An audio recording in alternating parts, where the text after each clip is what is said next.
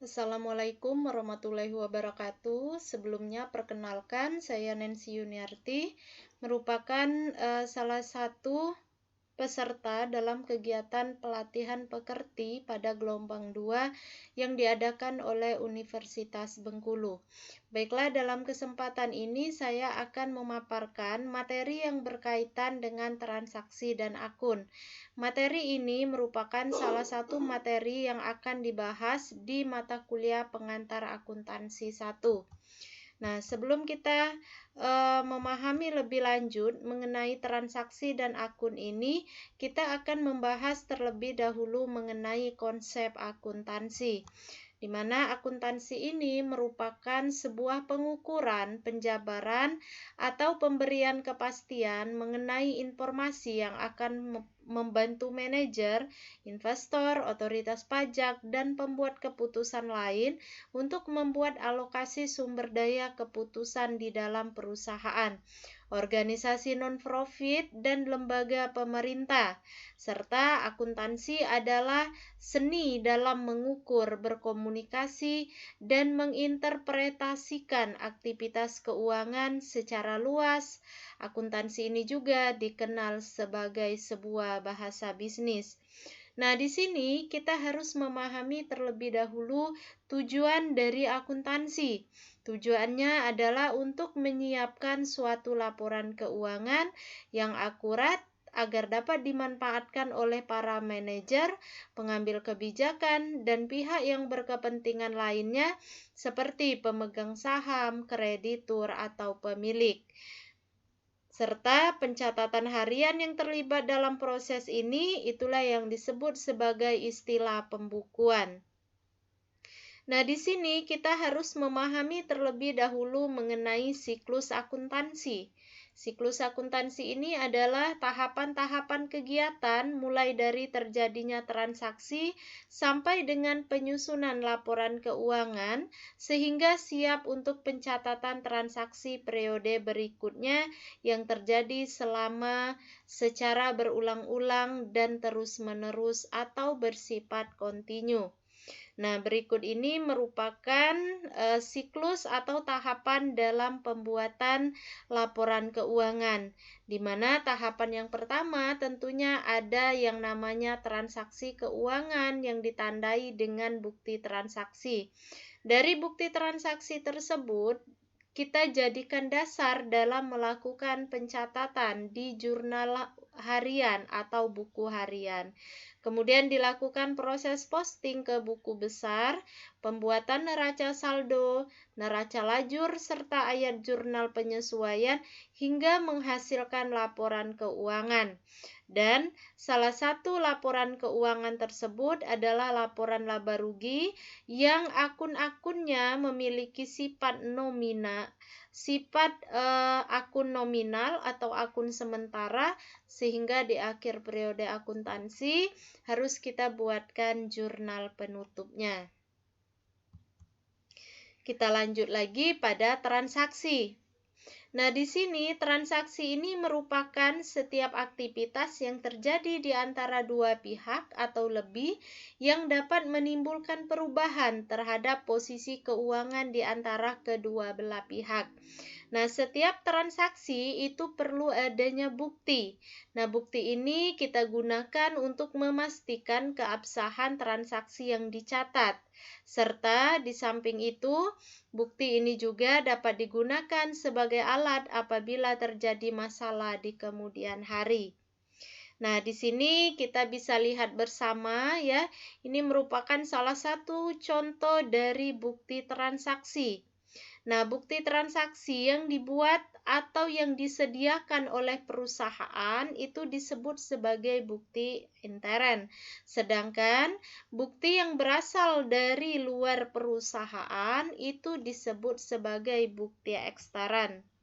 Nah, berikut ini adalah bukti pengeluaran kas, di mana pengeluaran uang oleh perusahaan itu perlu dibuktikan dengan adanya kwitansi yang ditandatangani oleh penerima. Jika pengeluaran uang itu dilakukan dengan cek, maka struk yang tertinggal dalam buku cek itu dapat dijadikan sebagai salah satu bukti transaksi. Dan yang namanya bukti transaksi untuk mengesahkan transaksi tersebut ya, agar bisa memiliki kekuatan hukum, kita harus menggunakan materai.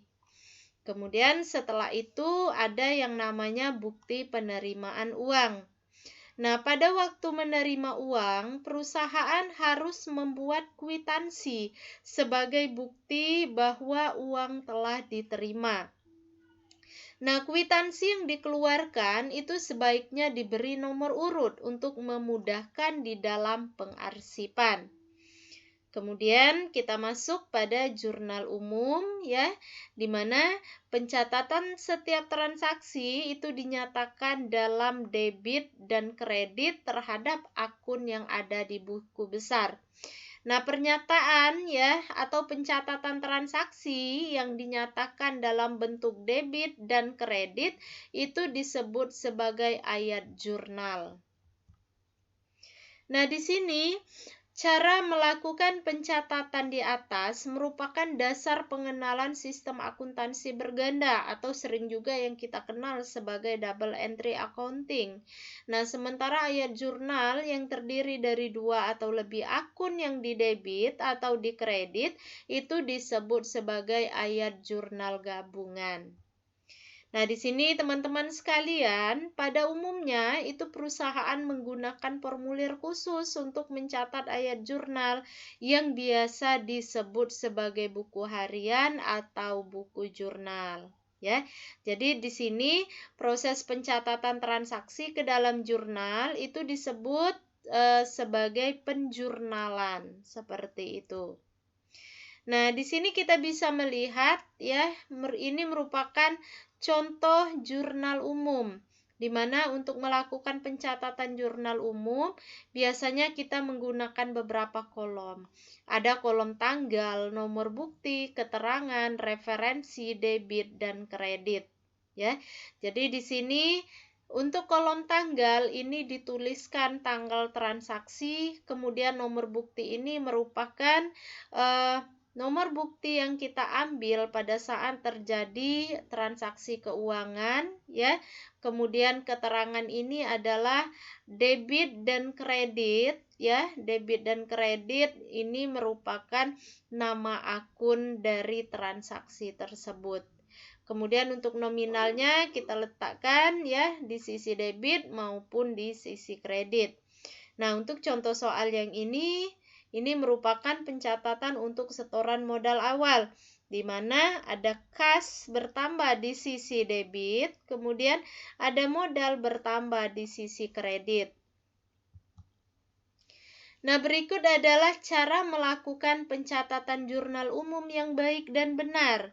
Jadi, untuk melakukan pencatatan yang baik dan benar, kita juga sebagai seorang accounting harus mengikuti rambu-rambu yang berlaku.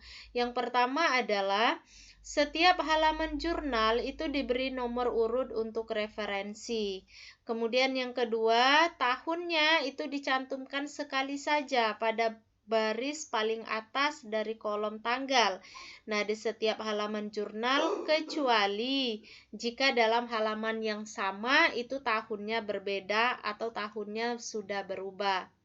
Nah, untuk bulan tadi itu dicantumkan sekali saja pada baris pertama sesudah tahun dalam kolom tanggal di setiap halaman kecuali dalam halaman yang sama bulannya berubah. Nah, kemudian teman-teman sekalian ya, yang harus kita pahami bersama itu adalah yang berkaitan dengan akun. Akun atau sering juga disebut sebagai akun adalah catatan formal akuntansi yang digunakan untuk mengikhtisarkan transaksi yang terjadi selama periode akuntansi. Nah, di sini ya, sisi kiri akun itu disebut sebagai debit, sedangkan sisi kanan akun itu disebut sebagai kredit. Nah, kemudian di dalam melakukan pencatatan akuntansi, kita harus memahami letak saldo normal akun. Kenapa kita harus memahami ini? Karena kunci sukses kita di dalam melakukan penyusunan laporan keuangan itu terletak pada pencatatan atau penjurnalan yang kita buat. Artinya adalah jika jurnal yang kita buat itu adalah tepat, ya, akun-akun yang kita gunakan tepat, begitupun dengan nominalnya, mudah-mudahan laporan yang kita sajikan tersebut itu juga tepat, bebas dari kesalahan material. Artinya di sini kita harus mampu memahami beberapa jenis akun yang fungsinya nanti akan kita aplikasikan pada saat kita melakukan pencatatan atau penjurnalan. Nah, di sini ada beberapa jenis akun. Ada akun aktiva, kemudian ada akun beban. Khusus untuk akun aktiva dan beban, ini saldo normalnya masing-masing di sisi debit.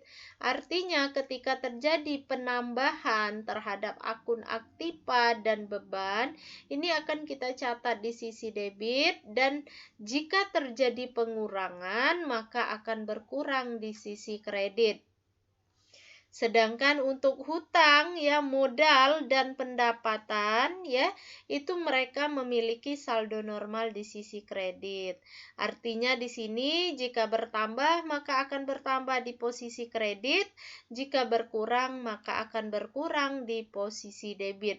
Nah, inilah yang harus benar-benar kita pahami, ya. Apalagi kalau seandainya kita sudah bekerja di bagian accounting, ya, kita harus benar-benar memahami konsep dari saldo normal akun ini. Nah, di sini ada contoh jenis akun di mana ada aktiva, yaitu misalnya adalah kas, piutang usaha, perlengkapan atau BHP, ya, sewa dibayar di muka, peralatan, kendaraan, tanah, gedung, dan lain sebagainya. Sedangkan untuk hutang itu misalnya adalah ada utang usaha, hutang biaya, hutang bank, dan lain sebagainya. Serta untuk pendapatan juga ada pendapatan usaha dan pendapatan lain-lain. Nah, di sini teman-teman sekalian, ya, untuk pendapatan lain-lain, ya, itu merupakan pendapatan yang diterima oleh perusahaan, ya, di luar usaha pokok perusahaan, ya. Misalnya di sini perusahaan melakukan investasi, ya, di bank misalnya, otomatis setiap bulannya perusahaan akan mendapatkan atau menerima, ya, pendapatan bunga dari hasil investasinya tersebut. Nah, pendapatan bunga tersebut kita akui sebagai pendapatan lain-lain. Kemudian untuk beban, ya, beban ini merupakan semua yang dikeluarkan oleh perusahaan guna mendanai kegiatan operasional perusahaan. Beban ini ada yang sifatnya utilitas atau rutin, ya, seperti beban listrik, air, beban telepon, beban gaji, konsumsi, dan lain sebagainya. Kemudian ada lagi yang namanya beban administrasi dan umum, kemudian ada beban bagian penjualan. Nah, di sini ada klasifikasi akun, di mana akun dalam buku besar itu biasanya diklasifikasikan menurut sifat-sifatnya sebagai aktiva, kewajiban, modal, pendapatan, dan beban. Nah, sebagai tambahan, akun-akun tersebut itu dapat dikelompokkan lagi dalam kategori yang lebih luas. Nah, pengklasifikasian akun itu dilakukan sesuai dengan ketentuan bahwa transaksi akuntansi di samping dicatat itu juga harus digolongkan atau dikelompokkan. Nah, di sini teman-teman sekalian, ya, kita harus memahami akun ini terbagi menjadi dua. Ada akun neraca dan ada akun laba rugi atau akun nominal. Akun neraca sesuai dengan unsur-unsur dalam persamaan akuntansi, ya. Akun itu dapat diklasifikasikan menjadi akun aktiva, kewajiban, dan modal. Nah, akun-akun ini sering disebut dengan akun neraca atau akun real, ya, oleh karena aktiva, kewajiban, dan modal itu merupakan unsur-unsur pembentuk dari neraca. Sedangkan ya, pengklasifikasian akun yang kedua itu adalah akun laba rugi. Di dalam persamaan akuntansi itu dijelaskan bahwa transaksi pendapatan dan beban itu dicatat sebagai penambahan dan pengurangan modal dalam sistem pencatatan dengan menggunakan akun. Nah, transaksi tersebut itu dicatat dalam akun yang terpisah. Kemudian akun pendapatan dan beban itu juga sering disebut sebagai akun laba rugi atau akun nominal. Ya, jadi teman-teman sekalian, pendapatan itu dapat berasal dari bermacam-macam kegiatan, misalnya dari hasil penjualan barang, pemberian jasa, penyewaan aktiva, peminjaman uang atau kegiatan-kegiatan lain dalam rangka usaha dan dengan tujuan memperoleh laba. Nah, di sini ada beberapa jenis akun ya. Jadi di sini teman-teman mahasiswa, silakan saudara kelompokkan akun-akun di bawah ini. Apakah masuk ke dalam akun neraca atau akun laba rugi? Jadi di sini ya ada akun kas, piutang dagang, perlengkapan, asuransi dibayar di muka, sewa dibayar di muka, peralatan, akumulasi penyusutan peralatan, beban administrasi dan umum, beban bagian penjualan, hutang dagang, hutang bank, penjualan, kemudian retur penjualan, potongan penjualan, pembelian, persediaan barang dagang, modal, dan pripe. Jadi berdasarkan akun-akun ini silakan ya untuk kita diskusikan secara bersama-sama ya akun-akun tersebut mana yang masuk ke dalam akun neraca dan mana yang masuk ke dalam akun laba rugi. Oke, berdasarkan hasil diskusi tersebut, maka jawaban yang benar dari pertanyaan tersebut adalah ya. Jadi yang masuk ke dalam akun neraca atau akun real itu adalah seperti kas, piutang dagang, perlengkapan, kemudian ada asuransi dibayar di muka, sewa dibayar di muka, peralatan, akumulasi penyusutan peralatan, hutang dagang, hutang bank, modal, dan pripe.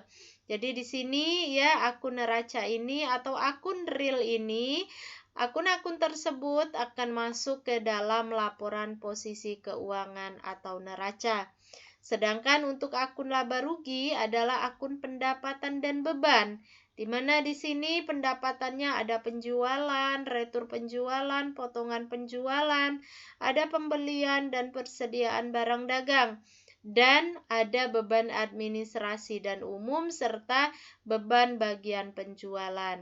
Nah, teman-teman mahasiswa sekalian ya, akun-akun tersebut akan masuk ke dalam laporan laba rugi. Baiklah, sekian pemaparan dari saya ya berkaitan dengan transaksi dan akun ya. Jadi mudah-mudahan ya apa yang saya sampaikan ini bisa teman-teman pahami ya. Mudah-mudahan bisa diterima. Kemudian mudah-mudahan apa yang disampaikan ini bisa berguna dan bermanfaat untuk kita semua. Saya akhiri, wassalamualaikum warahmatullahi wabarakatuh.